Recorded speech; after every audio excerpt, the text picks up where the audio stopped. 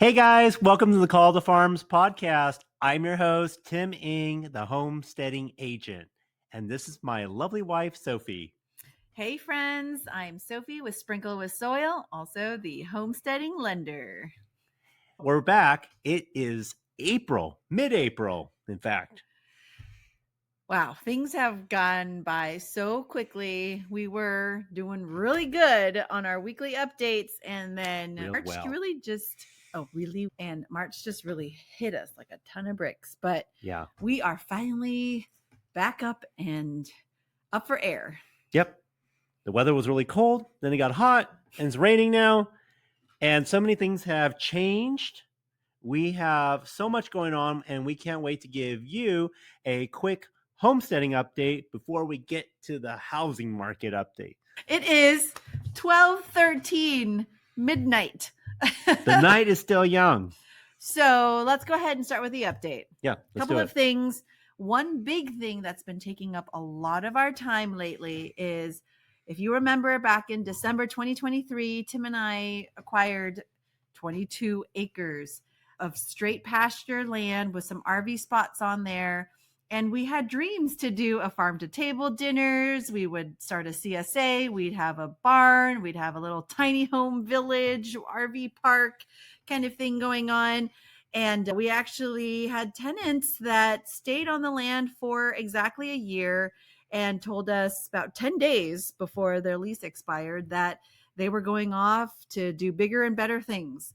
And so that meant that amongst all the many other things that we were working on, we also have now been catapulted into a position to figure out what to do with this. And so we actually brought our friends, sweet friends and farmers, Regenerative Farmers, Tennessee Farmer of the Year, over to the land to let us know, what should we do? Is this usable? And he leases over 150 acres and owns 100 some acres himself already. So we were just wondering, just to get some advice, is this a good piece of land in your eyes? We thought it was good. Yeah. But we really didn't intend on doing this by ourselves ever. When we bought the land, we were hoping to find a partner to do it with.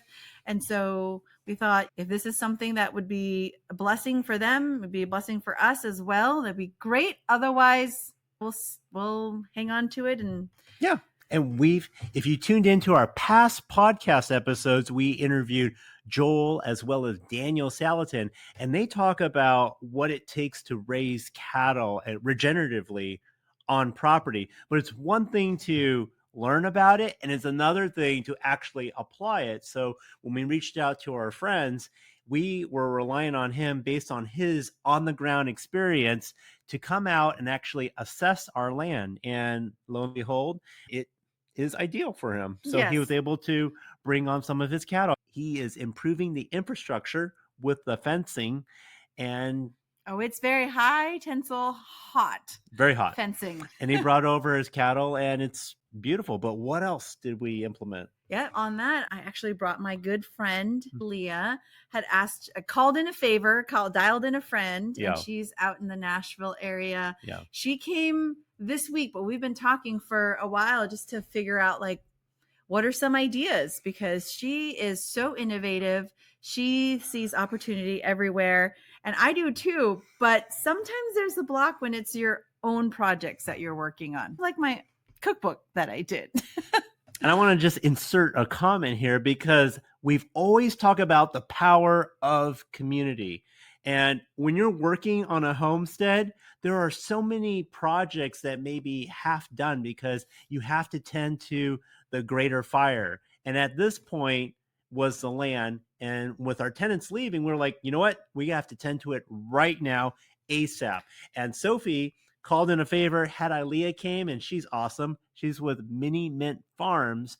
And when you have community, you don't have to act like you know everything. You don't have to watch all these different YouTubes. But if you're in a place and you've established a good network and people that you can rely on, and those who have already done these types of things before, you can rely on them. And we're humble enough to be like, you know what? We don't know everything. So we should reach out to our friends who have been there and done that. There's no pride here. Okay. Mm-hmm. When we took our RV around the country, all throughout California, down to Idaho and Nevada, New Mexico. We took it all over the country to find what other regenerative farmers were doing and to hang out with them. We drive a 26, I can confidently drive a 26-foot Class C RV because you weren't always around for it. And I wanted to take the children and mom and dad. And so that's what I was comfortable, because I wasn't comfortable with a truck and hauling a trailer at that time. I think I'm a little bit better now, but still the trailer wasn't our entire house. With that being said, Ilea, who I met at the Women's Homestead Society gathering a couple of years back, she was also from Silicon Valley and drove around the country with a 45-foot trailer. Full time for 2 years, I believe. I think 2 to 3 years. Yeah. And so I wanted her expertise because we are wanting to, honestly, I would love some retired folks who want to full-time live on the land and tend to it, care for it, and be in a nice place. I'm actually building a future retirement home for myself. When all things said and done and I'm ready, I think an RV traveling around the country, but landing in a place like this where I'm envisioning an orchard, fruit guilds, and community gardens where we could do it together with a small group of people that we are there in support of one another on the same land and working it. I think that's awesome. So that is great. And she had great insight to say most full-time RVers are in at least 35 to 45 foot trailers. And with that being said, I don't see it the way that she sees it. In my little 26 footer, I can turn corners a little bit easier, I think, than a 45 foot can. Brought her in and she helps me design the space out and think about how to move the electric wires, septic, and all of that. Think about the driveway, so we can expand the driveway. What we have right now is really tight and great for cars and vehicles, but not for full-time campers. So bottom line, we don't want to make it a parking lot to maximize profit. That is not the goal or the intent. We want to focus on the experience where those who are just thinking about homesteading, or maybe they are on their next step in their homesteading journey and are shopping for their future homestead, and they want to land in a place where it's unlike any other RV park where you can actually see farming going on. And we've RV'd across the US, like you mentioned, and we're taking the best of what we've seen. For example, we were at an RV park in SoCal and they had orange trees and you could pick the oranges off. So we're going to adopt that practice and maybe do apple trees and things like that. And there was what was the other thing we wanted to add? We were in Hawaii. That's right. And Hawaii, interestingly, we like to visit the local, at least I like to visit the locals, and locals in Hawaii aren't the tourists and affluent folks. And this is where I like to go into communities and where the help is needed. We went and wandered into this area, literally on the mountains, and they had a community garden for a really long stretch, and everybody paid into it. You could buy a spot or a lot for 10 foot by 10 foot, but they grew vertically. They grew all sorts of really neat things. They did. And I thought, wow, this is really cool because everyone's in tight quarters, but yet they're still able to have a shared space together. And so I would love that. I remember that trip. I remember actually even speaking to the locals and the people who had their garden spot. And I was like, is this enough space for you? Are you happy with it? And never thinking that this was something that I could do in the future, and maybe not to that extent, but in a smaller scale. And I'm having fun with it. And it's just the timing is always perfect, of course, where you don't plan for these things, but you're catapulted into a position to do something because you need to do something with it and solve some problems. So we're right there right now. And for the last month, whenever we can, we've been pouring time and just designs and thoughts about what we dreamt this place to be. Can we still have that farm to table dinner? Can we still have workshops here? Can we still have, instead of a CSA, maybe we grow certain products and like cabbages, for example, so we can sell kimchi or sauerkraut, a lot of things. And also this year is our Shemitah year, which is the Sabbath year that we're observing. The first day of the new year was March 26th for us. So it meant getting everything into the ground before then and really just focusing on soil from here on out. That is what is going on. Wow. So there's a lot going on there. Got our hands in the dirt, literally. And we're very excited to see what comes of it. So there's been a lot of great progress. Let's jump into housing market update. Okay. We just released some news.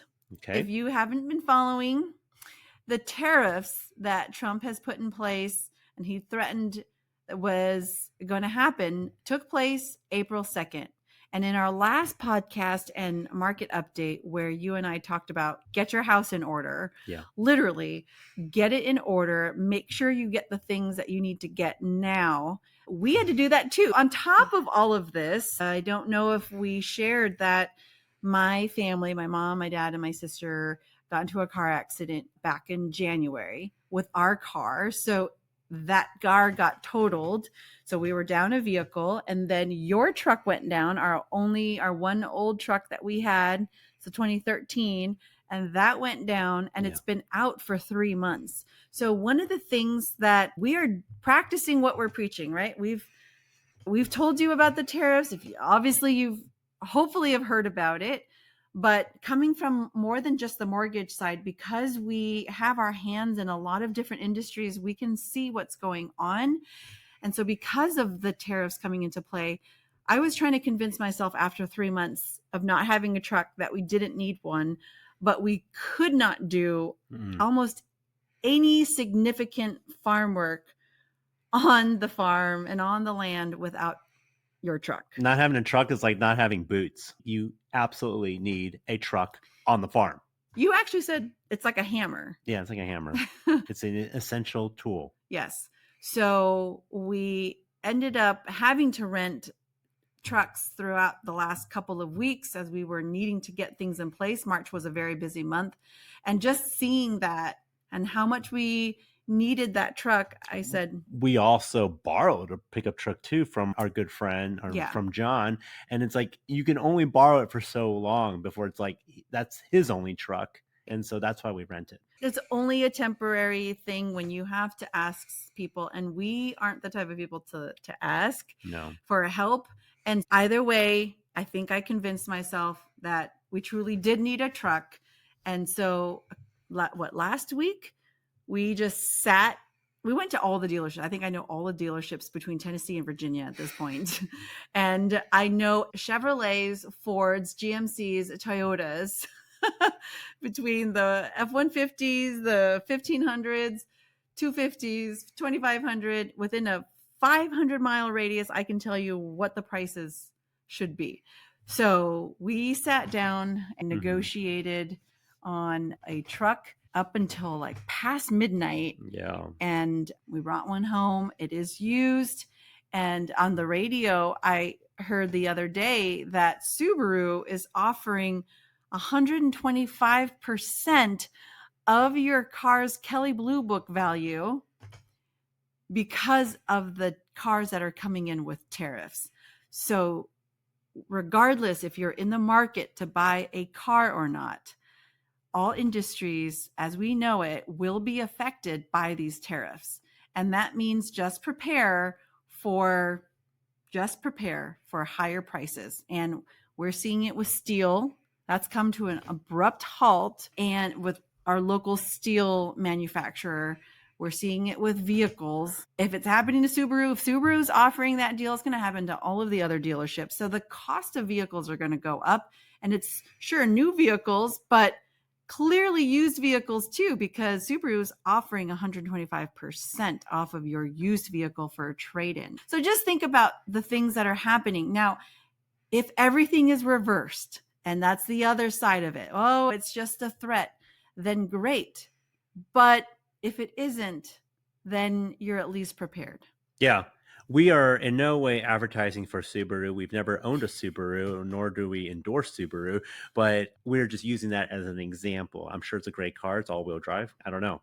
But Correct. Yeah. It anyhow, was just a specific radio it was ad just an ad that we that we heard on the heard. radio. And I was like, oh, this is really going to disrupt the entire automobile industry. Yeah. With tariffs. Absolutely. And many of you, much like myself, thought originally maybe this is a negotiation tactic that our president is using, but like it or not, it still has a ripple effect to all of us at the ground level. Okay. And I'm actually seeing this with a lot of my buyers who are traveling out here. In fact, the past 2 weeks have been the busiest I've been in the past few months. I feel like all my buyers wanted to come out at the same time, and many of which are selling their homes from their home state. And it doesn't matter whether they are in Delaware, Texas, California, Massachusetts, their homes are sitting longer than a minute. Okay. It's taking quite some time.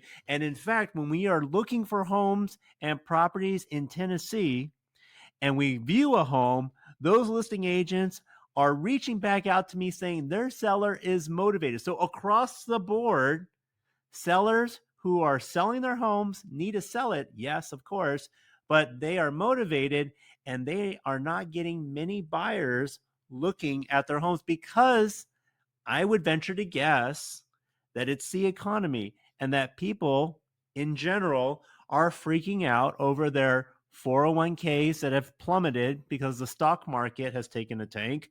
Bitcoin has gone down significantly. The price of gold has shot up a little bit, but over $3,000. who put all their money in gold? Maybe they hedged their bets on gold. And if you did, good for you. But for the most part, a lot of people who have been saving with their 401k are panicking. So everyone who has been talking to me about, Tim, I want to buy when the market crashes or corrects itself, that time might be now. And it is definitely correcting itself. I don't know if it's crashing, but it's correcting itself. But are you now in a position to buy? Or are you freaking out because a lot of your savings and your stocks are not in a safe position right now where you can obtain or withdraw from it and be able to put a down payment on your homestead or your home? Let me just tell you, the thing is with homes, that's something that is a tangible asset. Prior to 2020, when I was working in tech, yeah, I had everything in my stocks and 401ks, but not that much. But then we pulled everything out when 2020 happened, and we ended up putting that money into infrastructure on our 6-acre homestead in Lincoln, California. And so you can watch that video on YouTube there and see what we did. Then we sold at a loss because we left California after Newsom threatened us to have meters on our private wells. And I'm like, this is ridiculous if we want to even think about homesteading, much less farming for anybody else. Yeah. That we made the move. But all that to say, at that point in 2020 was that moment for me to realize that your assets have to be in things that are tangible. And so as the stock market crashed this week, it went down. And I remember seeing everything on Facebook, all my women in tech groups, everybody was freaking out. And I remember I was just finishing up milking the cow, and Miss Brown, we have 2 dairy cows now, we're down to 2. Miss Brown is giving off 4 gallons of milk a day. And that's because 1, we're not having a calf share with her baby calf, we're bottle feeding. And 2, the grass is green and we've just put her back on the grass. I cannot tell you how freeing that is, knowing that we actually bought Miss Brown by selling some of our gold. Actually, no, we sold our gold to buy our cow. We didn't have a lot of gold, but we didn't. We transferred, yes. We transferred it because even if we had the gold, sure, it'd be an ounce for 3,000, whatever it is now. That ounce we ended up buying a cow with, and she has produced on our farm over and over. She is our cash cow in the sense that her milk is feeding and nourishing our family, our humans, our animals, and our local community that we serve. And she's a regenerative source. Yeah, absolutely. You will be what is it?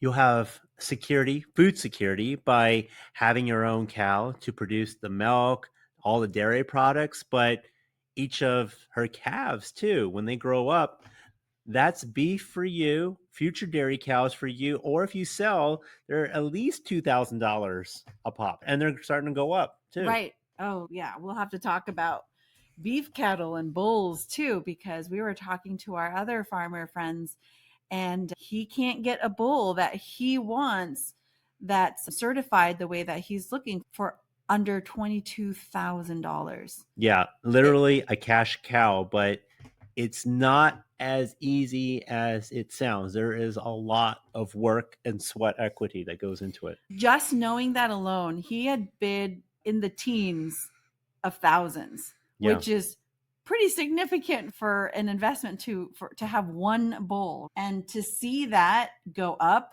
that just tells you what is going to happen to the cost of beef. Yeah. If everyone's bidding and someone bid over 10 grand almost, what is that going to do to the cost of beef?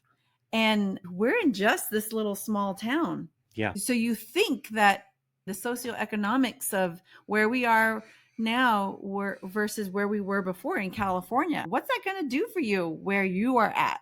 Yeah. What do you think is going to happen? And so, yes, we see the real estate market. Yes, we see the automobile. We see the food and the farming. And honestly, if you want to hedge your bet, it really has to be against what do you need for your home? What do you need for your family? What are some things that you can pick up today with today's prices? Whether that's wood or metal or projects that you need to finish around your house, your farm, your homestead, it's worth to do it now. And if you're looking to farm, the window I feel is closing, because unless you can afford to be able to pay full price for everything and not have community, I'll tell you what, as this gets wilder and wilder, I feel like people and their communities are closing up, right? And I think you and I have talked about this very early on in the Call to Farms episode, where we were saying when we first started, we we're like, yes, everybody, great. But as things get a little hairier, that's when you start to see everybody close up a little bit. And it's not just us. So we see it with a lot of folks. But that doesn't mean that you're getting fewer. It means just getting deeper. And who are the people that you can identify will be there for you? And what are the things that what skills do you need to invest in yourself, in your children, in your business, on your land, on your homestead, for your health, all those things.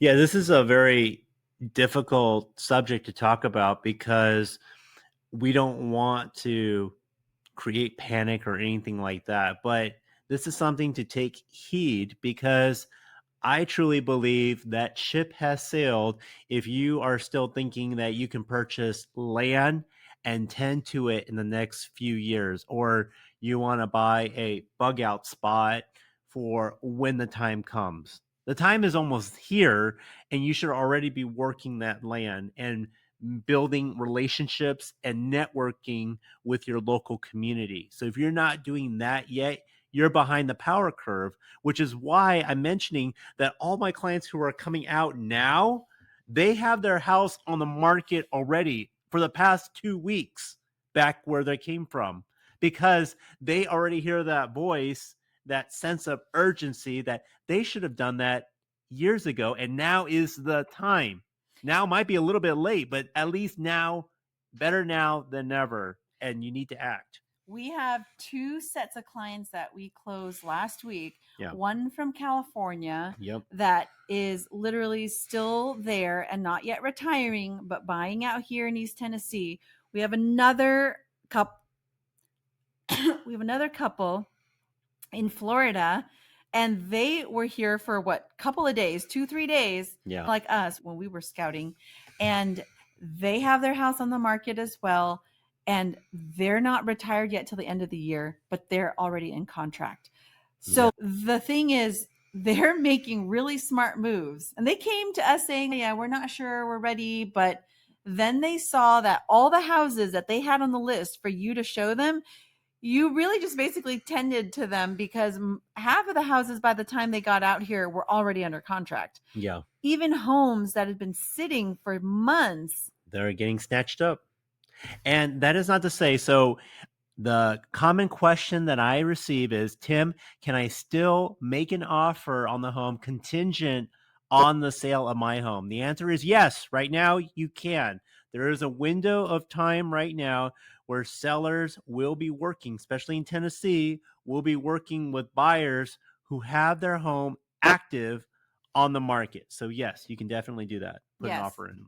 Yes. So a lot of my buyers are going in, a lot of our buyers are going in, and we're structuring the deal as a second home with the understanding that in 6-7 months down the line, when they retire, they sell their home and then they will apply that to the loan and pay off the house here.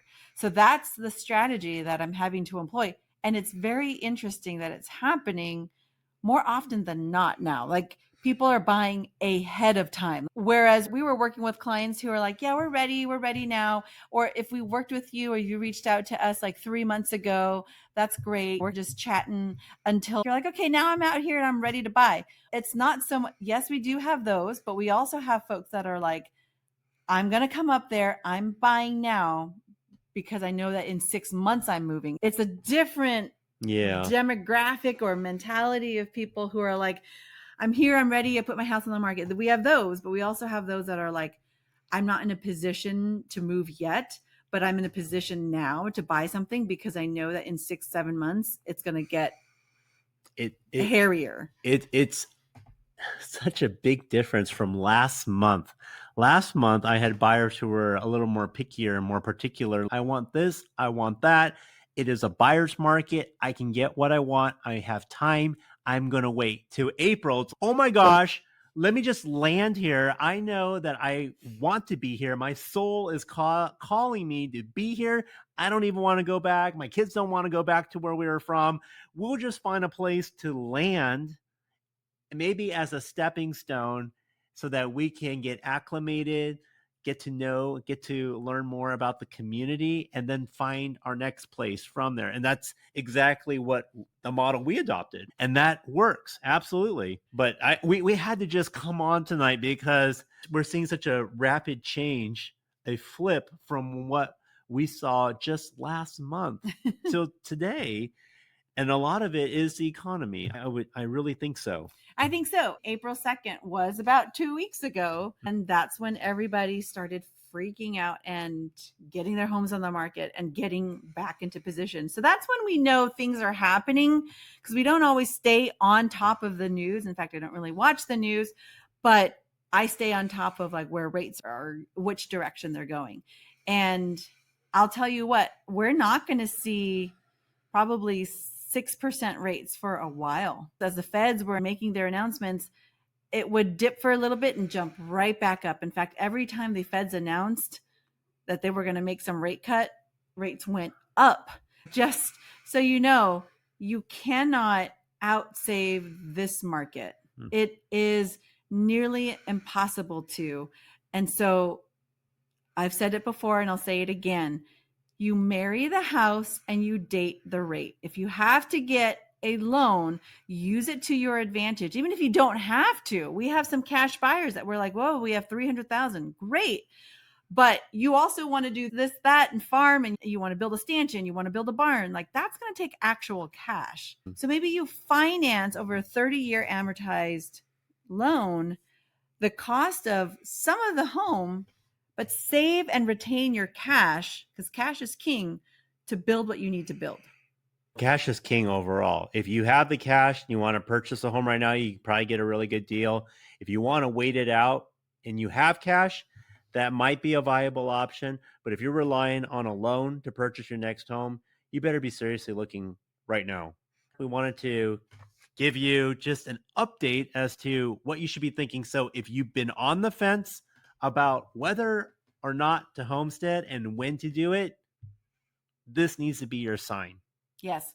So I want to talk through what listings you have now. Okay. You have one in Middle Tennessee, and then we also have an owner financing deal that's a off market that we want to share with you. But why don't you go ahead and talk about your property in Adams, Tennessee? Yeah, Adams, Tennessee is close to Clarksville, Tennessee, and close to Fort Campbell, Kentucky. So it's north of Nashville. This is a beautiful property. It's tucked away, 2 acres, fully fenced. The home is practically brand new. I believe it was built in 2022, and it is a 3 bed, 2 bath house, modern home, good sized lot, even comes with a zero turn lawnmower. This home is made for homesteading. It's ready to go. It is move-in ready for homesteading. It's priced to sell. You need to check it out. Yeah, awesome. Yeah. And then we also have that home actually has a garden, a raised bed garden out in front, and has a pretty long frontage road to it. So it's like a flagpole, is what we call it. Yeah, it's a flag shaped parcel, and it has a long road going in. So it's awesome for security Right. because you want to have that setback distance, and there's quite a bit of setback distance with that property. Beautiful landscape. It's just gorgeous and close enough to get to the city, yet far enough where you feel like you don't need to really see your neighbors and you have some elbow room. It's the best of both worlds. Message me if you're interested in finding out more information. Okay. And this other property is really exciting for me. It's a seller financing opportunity on a 5 acre lot in East Tennessee with a manufactured home, but has a barn as well, and has you call it a connex, a milk stanchion, a second story on this building that can either be a hunting blind or Mhm. can be another bedroom. Essentially, there's already electric power going to it. Yeah. And then it's fully fenced for animals. It's got a 1/4 acre garden full of medicinals and fruit guilds. It's got everything. It's a plug and play homestead. It is. And it's going to save you money because one thing I always tell my clients is look not only at the home, but at the infrastructure because that's going to save you money. And this property has a lot of sheds, it has buildings that a lot of storage, as well as the fencing is complete there. There's 2 separate paddocks with high tensile wire ready to go. If you have animals, livestock, bring it all in. That is also move-in ready. And the manufactured home is not even that old. It's 2012. And it also comes with another storage shed next door to it that can second or couple as a root cellar. Yeah, Yep. that's exciting. A root cellar. And you can put all your fermented goods in there. It's got an AC unit in there. It's definitely something that I want to be able to use. I have people reach out to me as a homesteading agent asking if I have pocket listings or if I know of any properties where there is seller financing or owner financing for that matter. This is a great example of one. Okay, great. And I also wanted to let you know that Tim and I are speaking at the Modern Homesteading Conference in Coeur d'Alene, Idaho, at the end of June. We would love to see you there. We are speaking on a variety of topics separately and together. One to talk about land and finding land, but also homestead security. I'll be talking about MSG, how to make food, and then our family economy, how to raise children while working full time and running a business. So, a lot of things that make it work because we do work together as a family. Yeah. And the tickets are available at modernhomesteading.com. And use the code SPRINKLE10 for 10% off your tickets. And we would love to see you there. Yeah, absolutely. And I wanted to also mention we've partnered with Rent East Tennessee because there's just so many people that have reached out to me and said, Tim, we put our house on the market or we want to come out and spend some more time in East Tennessee, but what do we do? Are we going to Airbnb? Are we going to bring an RV and rent out at an RV park? We vetted Rent East Tennessee, and they have multiple properties. Whether you're looking for a mid to long term stay at a fully furnished home, or you want to bring your rig and park it at an RV park. And we have another one of our clients, actually, she's in a local RV park that literally is, she's there, she's about to leave and actually go to potentially our farm. And we have so many clients that literally say, I'm selling my house, I have an RV, I'm coming down, and I'm just going to plop here and wait for my homestead to come on the market. I always encourage those, if you have the time and the means to do that, is the absolute best way to immerse yourself. It's almost like learning a new language. You immerse yourself in that culture. Why wouldn't you want to hang out at the place that you're going to spend either the rest of your life or the next however many years of your life, just to get to know that area? And checking out properties and acting quickly, because properties, like you mentioned, are just those, even those that have been sitting on the market for almost a year are getting sold now. So definitely want to check that out. renteasttn.com. Okay. And you should be able to find a place that suits you. So a lot of exciting things. We're so glad that you joined us this evening. It's good to be back. And we are going to continue on with our regular episodes. So stay tuned. Until next time, stay healthy. Bye, friends.